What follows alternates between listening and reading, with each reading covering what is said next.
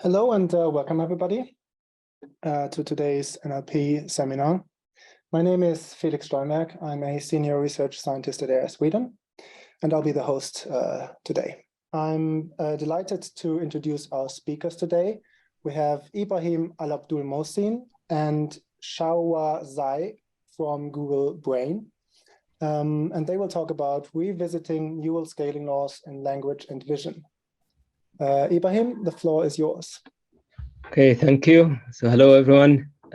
First of all, thank you for organizing this and for inviting us today. I would like to begin by introducing myself. So my name is Ibrahim Alabdulmohsin. I'm a research scientist at Google Brain in Zurich, working mostly on understanding deep neural nets and mitigating their unintended bias. And I have also with me my colleague, Xiaohua Zhai, who is a staff researcher at Google. So the work we are going to present today summarizes some of the activities that we've been working on lately with our colleagues around scaling laws. I'll take the first part of the talk, and my colleague Xiaohua will present afterwards about scaling vision transformers. So here is the outline of the talk. I'll begin by recalling a few things that are known probably to most of you already, but they are still perhaps worth mentioning. We'll talk about the benefits of scale, and then we get to power laws and how to estimate them. And specifically, we will argue for an improved estimator of scaling law parameters, which we will validate experimentally in several domains, including image classification, machine translation, language modeling, and other tasks. And finally, depending on how much time we have left, we'll talk about scaling vision transformers. Now, we know that this seminar focuses on NLP, but we hope you will find some of the insights in vision useful in your area of work as well. Okay, so let's begin. Perhaps one of the biggest and most surprising lessons over the last decade is how effective scale really is. I mean, we know today that scaling up the data size, the model size, and/or compute brings a consistent improvement in performance across a wide range of tasks. Now, why does this matter? There are at least two reasons. First, if we look into the past, scale has arguably been the main enabler or driver for breakthroughs in recent years, and it will likely remain so in the near future. So it's good to understand where most of the improvements come from. And second, if we look into the future, it is likely that scale will determine which methods or architectures will remain relevant. So if a particular method or architecture, for example, does not scale well, it is doomed to fail. This is really important to keep in mind, otherwise some of the work that we do today may become irrelevant quickly. So let's look into these points in more details. First, we start with data scaling. We know that scaling up the data size yields a consistent improvement in performance. This is not that surprising. What is perhaps a bit surprising is how well the improvement can be described using simple power laws. So this point has been demonstrated in several recent works. I'm showing here in the middle one famous example from OpenAI on language modeling, but there are many similar observations in other domains. So for example, if you look into the middle figure, here we have on the x-axis tokens, and this is the language modeling, by the way. We have in the x-axis training tokens, and on the y-axis, we have the test loss. And we observe that the performance of the model can be fitted with a simple power law as shown here in the top of the figure. Okay. But this is not only in language modeling. For example, in the left, we have in machine translation, we have also a similar observation. This was done recently by colleagues at Google. And here we observe that some architectures were more favorable than others in terms of their scaling properties. In general, of course, the bigger the better, as we would expect. Now, of course, when we talk about data scaling, the distribution of the data also matters. It's not just the quantity or the number of examples. And on the right is one illustration in vision using ResNets. This is another work that was done by our colleagues at Google a few years ago that highlights two main messages. The first thing is if the architecture size is not large enough, in this particular case, going from, let's say, ImageNet 21K with its 14 million examples to JFT with 300 million examples can sometimes hurt performance, even though we have an order of magnitude increase in data size.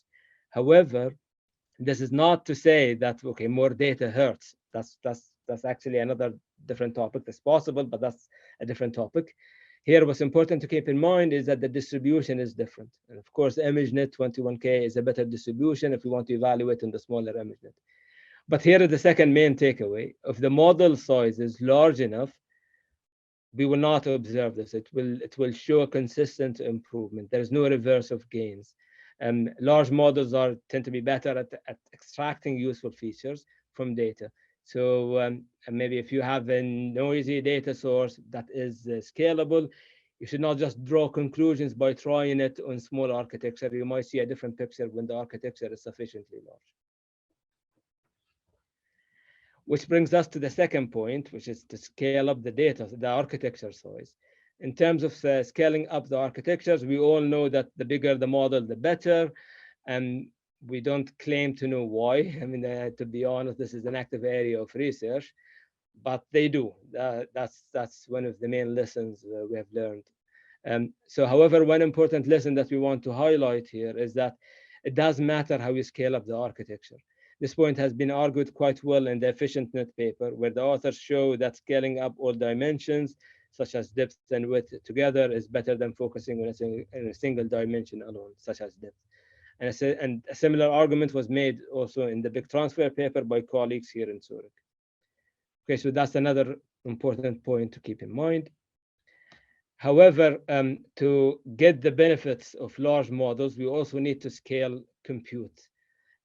First, maybe if we look into the figure on the right, in the x-axis here, we have the model size, while in the y-axis, we have the loss. The color is a measure of compute in flops. So we observe that if we fix the compute budget and vary the model size, we will have an improvement in performance up to a certain point before performance begins to deteriorate. And intuitively, we know that large models will need larger compute to process even a single example. So if you constrain them by compute, they may not perform well. Now, this is not to say, it's very important to emphasize on this. This is not to say that large models are not sample efficient. They are more sample efficient, but they need more compute to achieve that.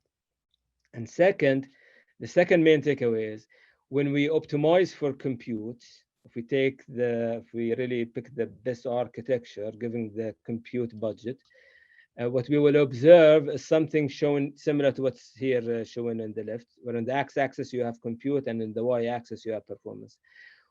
What we observe here is that the benefit of scale becomes predictable. Again, it follows a simple power law as you scale up the compute. Okay, so we've mentioned, power laws a few times already without actually defining them. I apologize for this if you're not familiar with them, but I'll try to make up for this now. So when we talk about power laws, here is what we mean. Basically, let's suppose that you have a measure of experiment size. We denote it by X. For example, X here can be the data size, or it can be compute, or it can be the size of the architecture, and so on. And let epsilon of X be some measure of loss. It could be the error rate, it could be the log loss, and so on. So we say that the performance of the model follows a power law if it can be written in this form as asymptotically. So the performance, the loss or the error term contains two terms. This is the infinite data limit, and we have a power law term.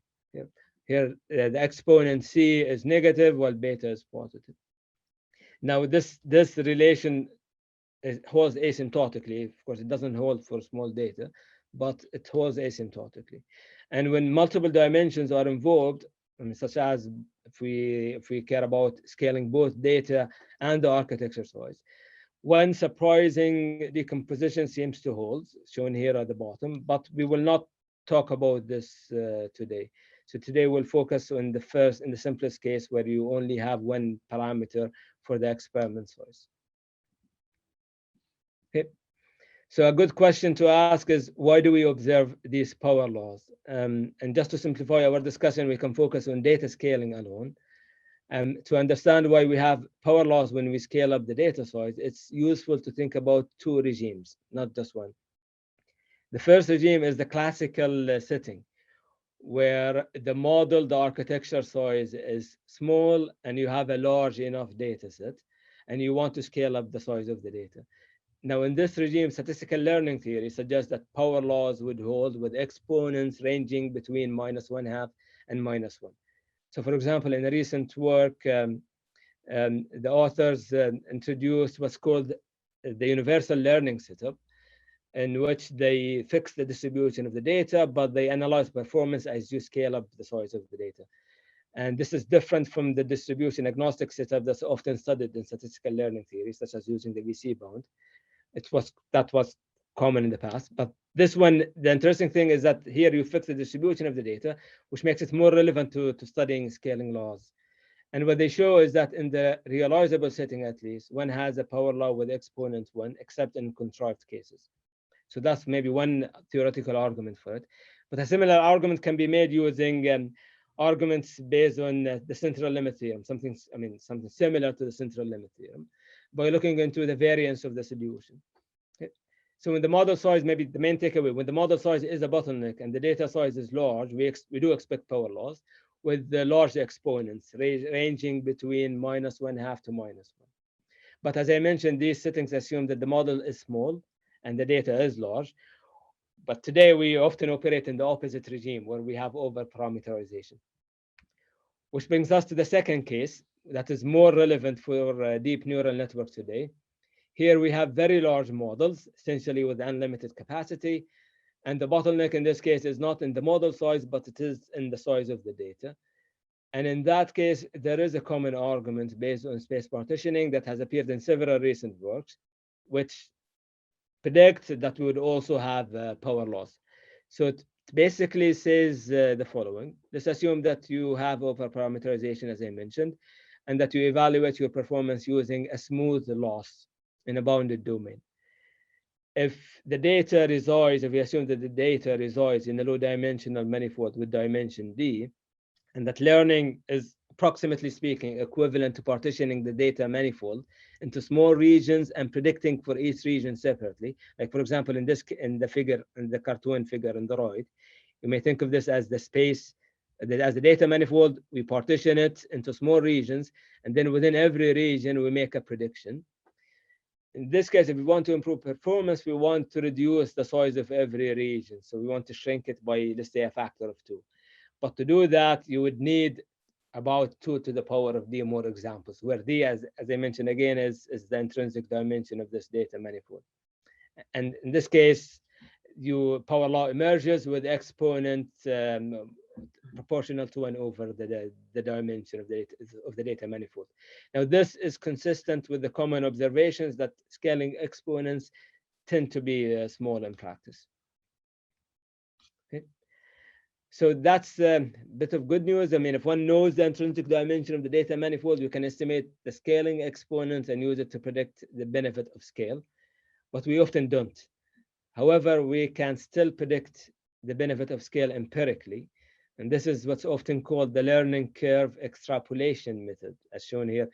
Maybe it's shown here on the right. Here, basically, the idea is to evaluate, to scale up, as I mentioned, the experiment size logarithmically, and evaluate performance, as shown here on the right. And this gives us a learning curve. And from this learning curve, we infer some scaling parameters, like the power law shown here at the top.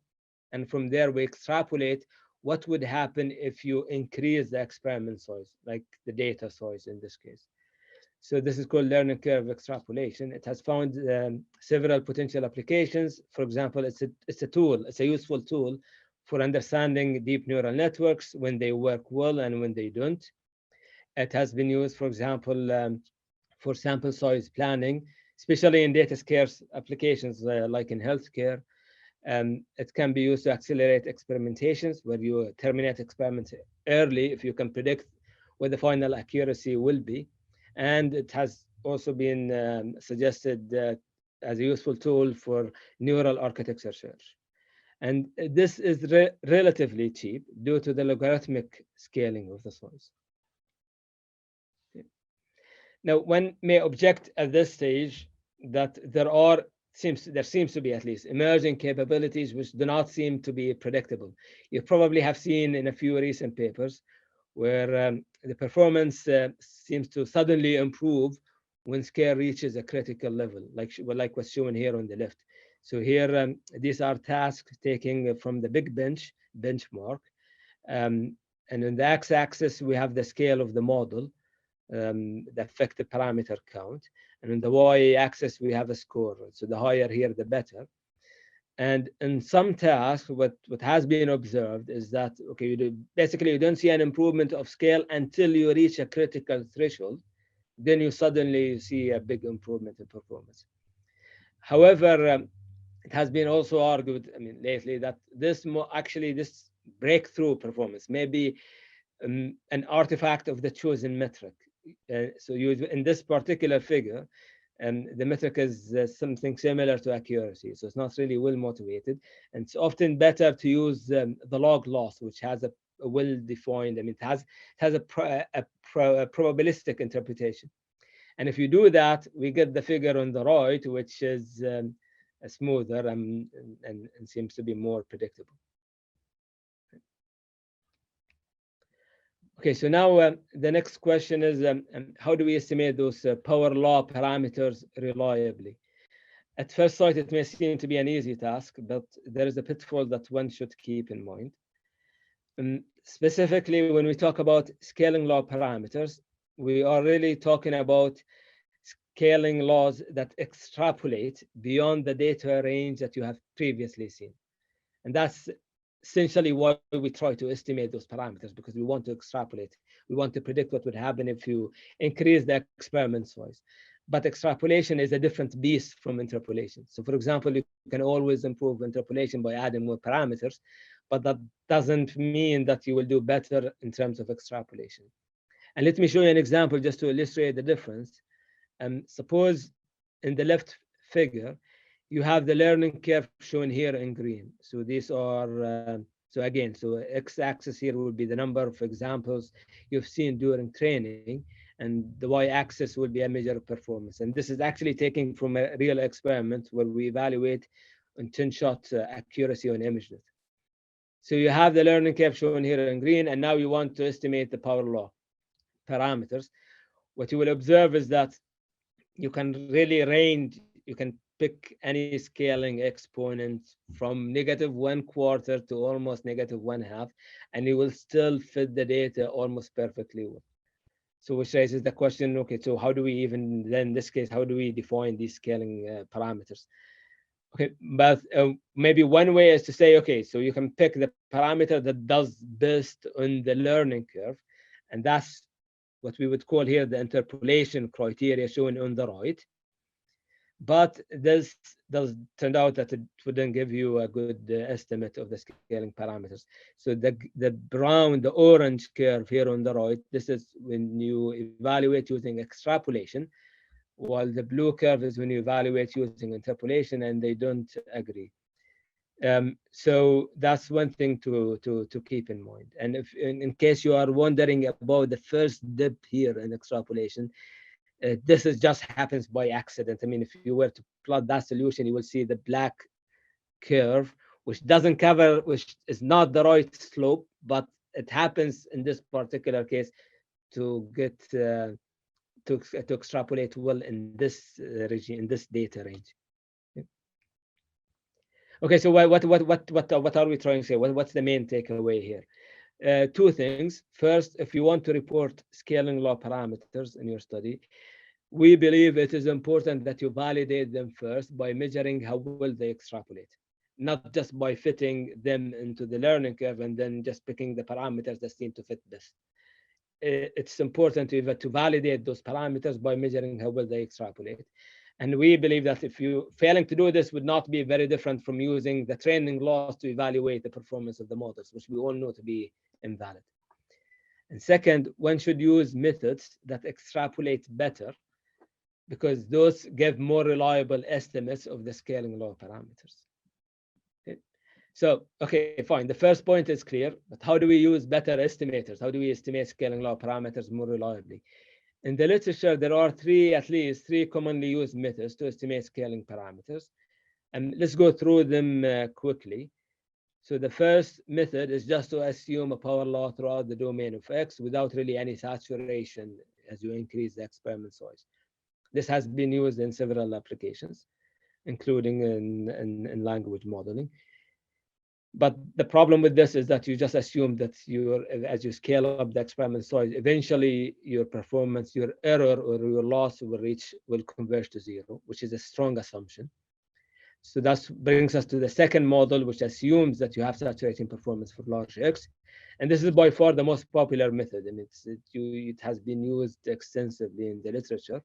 But there is also another parameterization of this that has been recently used in machine translation, shown here at the bottom. So these are three different ways of estimating parameters. Okay, in one recent work that's going to appear at Europe this year, basically we make the argument that there is a better way to estimate these scaling law parameters, and this is shown here at the bottom. And maybe I could quickly just explain the parameters here. So we have the power law term with the coefficient beta and the scaling exponent c. On the left side, we have the infinite data limit. So this is the epsilon infinite. And we have what would happen here at the random guessing level. If you don't really train the model on anything, if the model does not see any data, so that's another parameter. And we have another exponent alpha. And you train all of these parameters, you will learn them by fitting them into the learning curve. This one over here, you can estimate it without even in advance, since this corresponds to the performance at the random guessing level. Now, why are we proposing this? I mean, we do bring up an argument in the paper. I will not go through this in details, but I want to highlight just a few important things. First is that there is very little interaction between the parameters if you write them this way. Here, the epsilon infinite, here the infinite data limit and the performance at the random guessing limit, these are well defined. They are independent of how you estimate everything else. This is your performance if you have an infinite amount of data, and this is your performance at the random guessing level. The remaining parameters are least squares coefficients, so they are also well defined and you can estimate them reliably. So there is little interaction between these, and this is very important. We make an argument for this in the paper. Okay, so that's something to keep in mind. Okay, so let me maybe illustrate how this works in a small toy problem. So in this case, we have a logistic regression classification problem with a known base risk. And since we know the base risk, I mean, we can estimate the excess risk really exactly, and then just plot it. What in this particular case, what would happen is, if you have a very good model that estimates the scaling law parameters, you would get a linear curve. You would get a linear curve in this log plot. And so we compare all of these estimators, the ones that I mentioned earlier. And what you will observe is that we introduce different cutoffs just to, you introduce different cutoffs just to see what would happen if you remove a portion of the learning curve and you evaluate, you try the different estimators. And there are two main takeaways. If you observe the estimator we propose, M4, gives you almost a line in both cases. So it performs well. And the second important takeaway is, if you compare, let's say, the scaling exponents, you will find that it doesn't really change much. So it tends to be more stable than the other methods. So this is just an illustration, but we do a more extensive evaluation, as I will talk about now next. So in this evaluation, we looked into three domains. We looked into image classification, neural machine translation, language modeling, and several tasks from the big benchmark. And so these are summarized here. We have 72 tasks in image classification, 5 in machine translation, 5 in language modeling, and 10 from the big bench. And in case you are interested, the code and the datasets will be made available at the following link. Okay, And the way we evaluate performance, similar to the previous works, we use the root mean square error, but we apply this to the log of the predicted error rate. So basically here we are evaluating essentially the relative, we look into the relative error, and as was used in previous works. Okay. So let's start with image classification. In this setup, we have different vision architectures. We have convolutional neural nets, ResNets. We have vision transformers, and we have NLP mixers of different sizes, because we want to also look into the impact of the size of the architecture. In every case, we pre-train on JFT 300 million. So X, the experiment size in this case, is the size of the number of examples seen upstream. But we evaluate the few shot capabilities on several downstream tasks. They are listed here at the bottom. So they include ImageNet, BIRD, Cypher 100, and Caltech datasets. And one example, just to show how well the method that we propose extrapolates, is shown here at the top. So this is in one ResNet architecture. We evaluate the 10-shot ImageNet performance. The dots shown here in gray, these are the points, this is the learning curve that's used to estimate the scaling law parameters. The dots shown in orange or in amber, these were not seen when estimating the scaling law parameters. So we can evaluate how well every method estimates its parameters by evaluating how well the method extrapolates. And as you can see, the last method extrapolates quite well. And then to summarize, I mean, we have, as I mentioned, we have 72 evaluation tasks in image classification. We summarize them here at the bottom by looking into how often does one method outperform the others. And the method we propose tends, outperform the others by a large margin. It gives you the better performance in more than 70% of the cases. So that was okay. And also, yes, we looked into the scaling exponents. And one thing we observed is that in this particular setup, larger architectures tend to have larger scaling exponents. Later, when we talk about language modeling, we will observe a different, we will have a different conclusions. But yeah, I just wanted to mention this now. Maybe we can talk about this later. Okay, so that was an image classification, and we also did another evaluation of machine translation. We followed the setups studied in this work, where we basically have models trained with the per token cross entropy loss, and we have 5 models in total, and the performance is measured using the log perplexity in this case. Okay, so this is one example. We basically followed the previous work exactly. So what we do in this case is we have these learning curves, and we try to fit the parameters in all of the data points except the last ones, and then we evaluate how well the model predicts what would happen if you double the experiment size.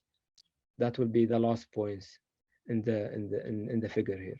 And as shown here at the bottom, again, this tends to perform much better than the rest of the methods. And we did also another evaluation language modeling. Here again, we predict the next token. We use the Lambda architecture, which is a decoder-only transformer, but we use the 5 different sizes ranging from 10 million to 1 billion model parameters. And again, we follow the same recipe. We try to fit these parameters on the learning curve and then predict what would happen if you double the experiment size. And if you look into the last column, tends to perform, the estimator we propose tends to perform better than the rest of the methods. But here, as I mentioned earlier, we plot the scaling exponents, and we observe a different picture from what we saw in image classification. Here, the scaling exponents in absolute magnitude seems to be reduced as you scale up the size of the architecture. This might be an artifact of the choice of the loss, because in this case, we use the log loss, while in image classification, we use the accuracy. So that might be one difference. Another key difference is in image classification, we use transfer learning. We pre-train in JFT 300 million and then evaluate the performance downstream in a different data set.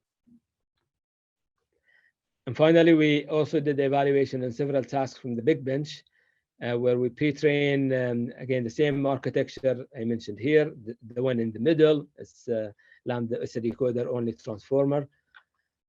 And we evaluated one-shot and two-shot capabilities on 5 big bench tasks. We choose those tasks that were identified in the big bench paper to show learnability as you scale up the size of the architecture. So those are the ones we use. And again, in this case, I mean, the estimator that we use tends to perform better than the others. But in this case, even M3 has a similar performance. Okay, so let me, before I hand it over to Xiaohua, let me maybe briefly recap or summarize what we've discussed so far. So we know, I mean, we know that scale brings consistent improvement across several domains, and that the benefits of scale often follow a predictable power loss. But before reporting scaling law parameters, we believe that one should validate them first by evaluating how well they extrapolate.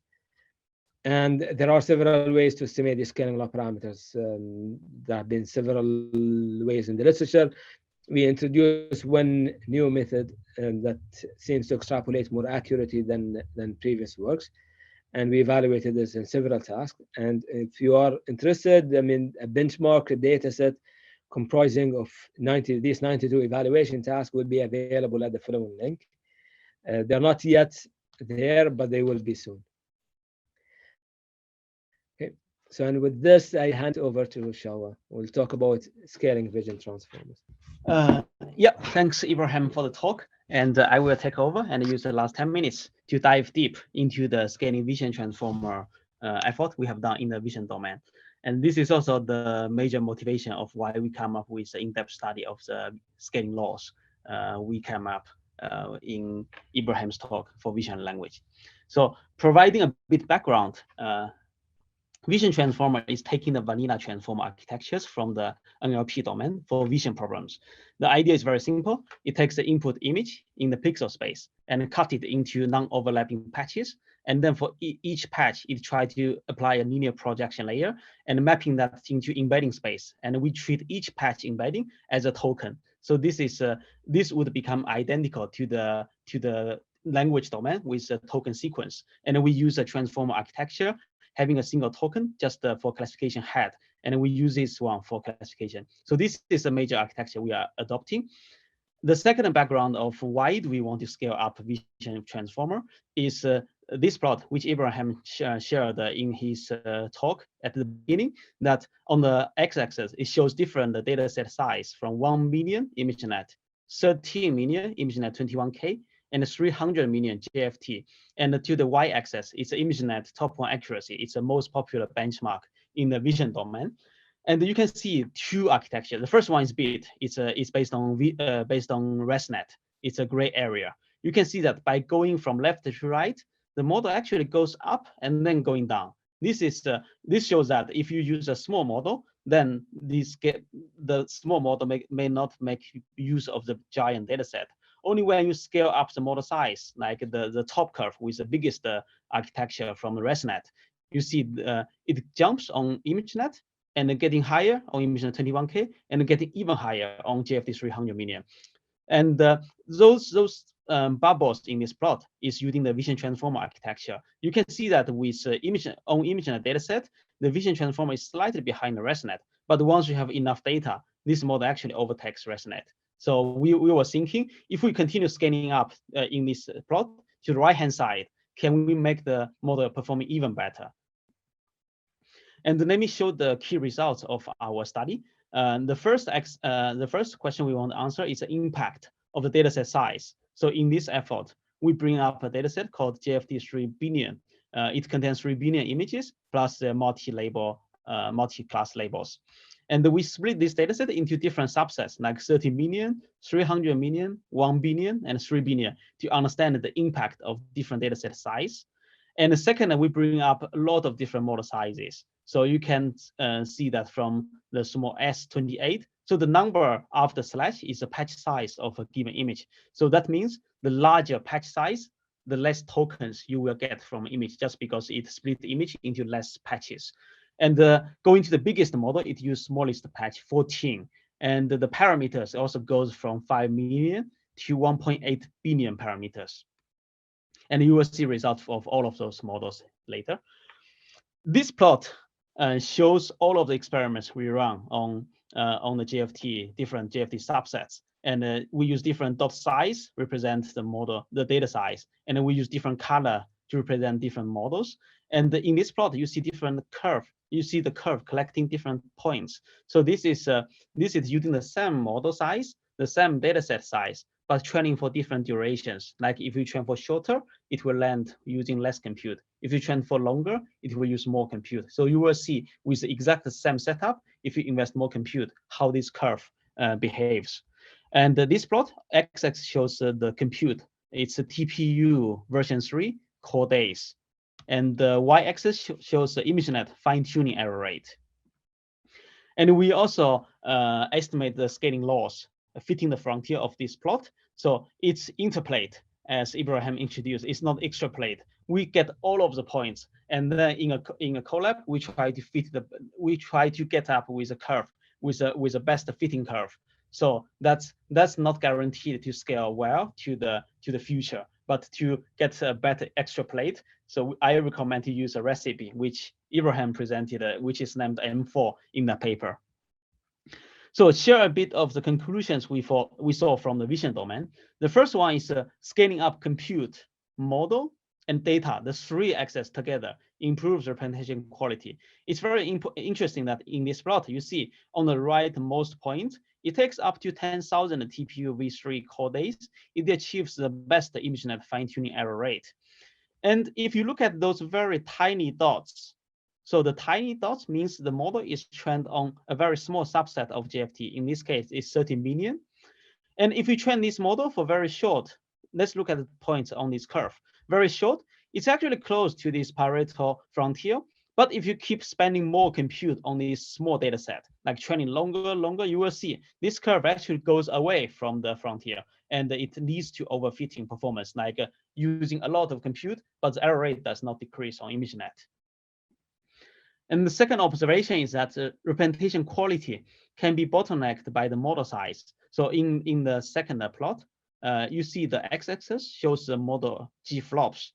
And you can see that with a certain model size, the error rate actually is bounded there. Even though you throw in more compute, as we show in the curve on the left plot, it actually does not decrease too much. The error rate does not decrease too much. So if you have enough compute, you want to achieve the best error rate, you have to also scale up your model size.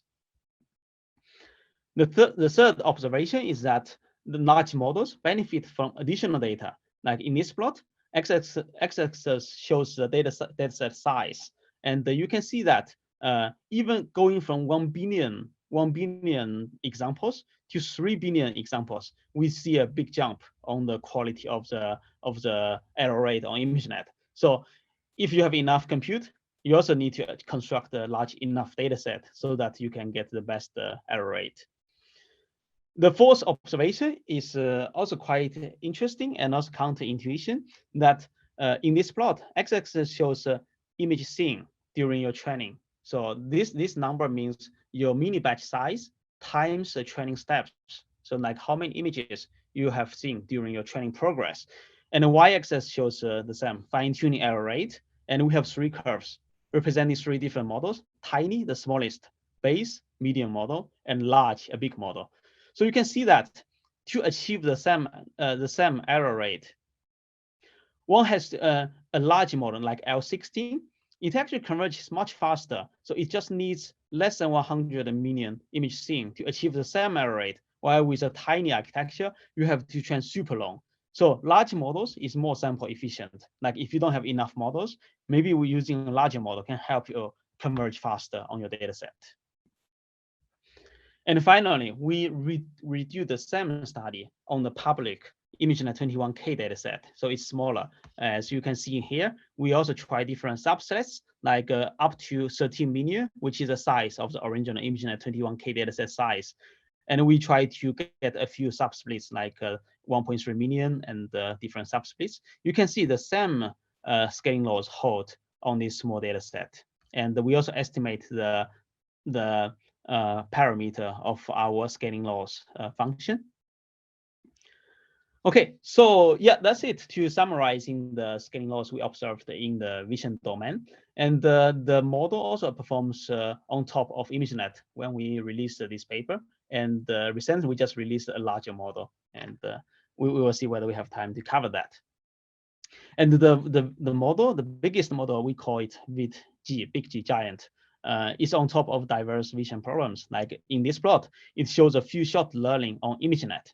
And the x-axis shows numbers per examples per class. The leftmost is 1 shot on ImageNet, and 5 shot, 10 shot, 25 shot.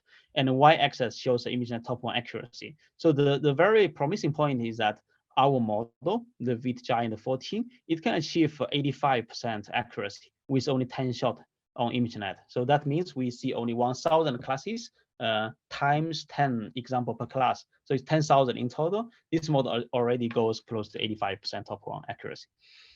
And when fine-tuning this model, it goes beyond 90%. And based on the scaling laws, because we estimate how what's best error rate you can achieve on ImageNet, and our estimation is it will be 91%. So we are getting very close to the limit. And we also test this model on a few of the out-of-distribution variants, like ImageNet V2, ImageNet Real, and ObjectNet. Those are collected standalone, independent of ImageNet, and recently they try to see how the model performs on those out-of-distribution examples, which was collected recently. And the model also gets improvements comparing to the past experiments. And finally, on the V-type suite, which consists of 19 diverse tasks, the model also gets the best performance comparing to the previous methods. Okay, yeah, I think we are just on time, and I will stop here.